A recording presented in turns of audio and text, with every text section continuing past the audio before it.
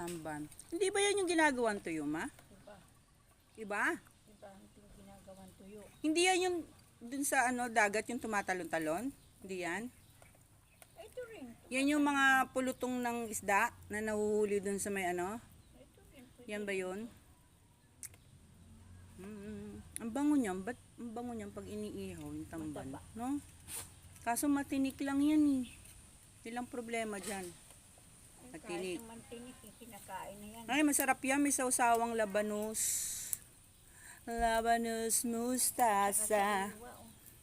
sibuyas, kamatis.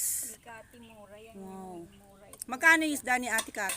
Ito 120 isang, 60 yan. Pero 50 lang binayad ko. Wow, may discount. Suki kasi Ate Kat, no? Sarap, tamban-tamban. Ayan. Alis ka dyan, Snoopy. Hindi ka pwede dyan. Grabing init.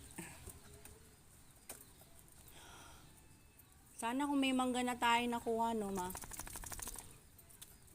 Manggang hilaw. Ayan na po ang ulam namin, tamban.